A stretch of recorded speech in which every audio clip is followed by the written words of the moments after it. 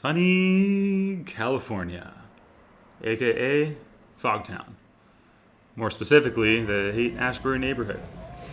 It was originally the hub of the hippie movement in the 60s, but it's since become a commercialized version of itself, selling that nostalgia. But despite that, it's still a thriving neighborhood today, with artists keeping it weird and beautiful. Like this guy, Aaron, who I met a few weeks ago while I was just wandering around. Luckily, I found him again to get his story. After I mold whoever it is I want to make, then I just paint them, and in order for it to kind of come alive, I throw glitter on it. Got it. That's the key, is glitter. I'm literally not selling any of this stuff. I'm just trying to inspire others to do something different, you know what I mean? How long have you been making this? Since October. I had a weird vision, and when I kept hallucinating because I was detoxing all the crap out of me, you know, when I was in a hospital. The whole fentanyl game is killing people. I have an allergic reaction to fentanyl. That's why I ended up dying that day.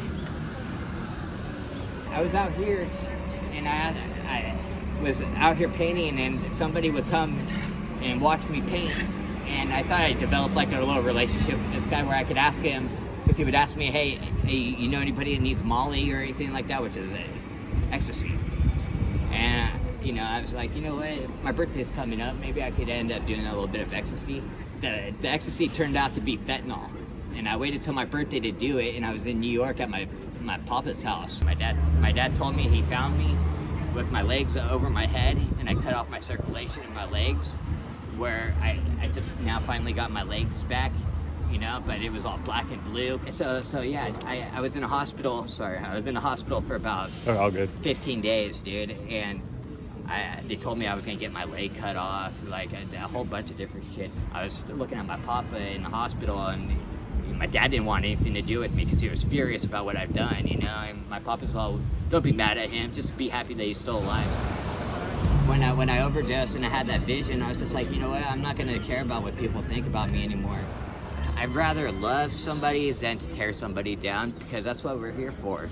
We're all here to build each other up, you know. When I come up, we all come up. Uh-oh, doggy wants to go to the bathroom over there. That's so funny. Poor little thing. Oh, there you go. Right in the street, that's awesome. Dude, I'm 36 now. And I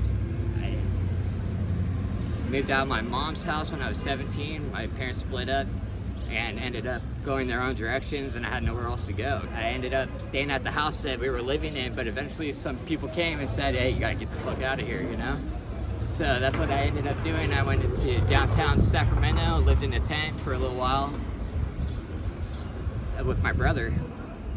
Hey, Karen, did you call me? My phone's dead, I just noticed it. This is my mom. Oh, nice. I didn't even hear that. My phone's dead. I just noticed my phone. Before I started working, doing all this, I lived in the Tenderloin for about 10 years. And she offered me a job to do in-home care support. And ever since then, my whole life dramatically changed. For the better. Oh yeah. Yeah, it was scary out there because I would walk outside and then somebody bit my ear off, you know, living in the Tenderloin. Some random shit happened. Yeah.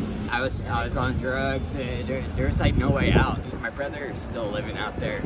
You're with a bunch of other people that are in the same boat as you. Everybody's doing drugs. Nobody's thinking about making it out of there. So many people died at the place I lived at. And I knew if I stayed there, I was going to be gone too. I miss a lot of my friends. And I can tell you the truth, I don't even know they're around today anymore, you know.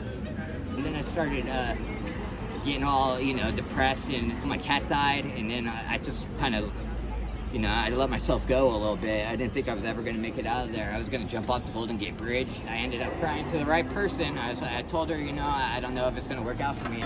She's like my mom, dude. She took care of me, and she changed my whole life, dude. So Aaron's been my friend for a really long time, and he's been very good with his art and things, and he's got a nice place here on Haight Street, but he's always like just one paycheck away from the street. And so I was gonna try to get him an article in the BAR, and then have it showing at the gay and lesbian building on Market, and see if people would like donate, money so that he could continue his art and live in the Haight-Ashbury. I mainly focus on LGBTQ art, queer art, because I love those colors and I love the community. I'm also a fashion designer. I'm out here all the time selling my glitter bras. So it's like something different, you know what I mean? Like, they don't expect a guy selling bras out here, but I love what I do, and I love everything I do, and I love going to sleep at night knowing that I can be myself.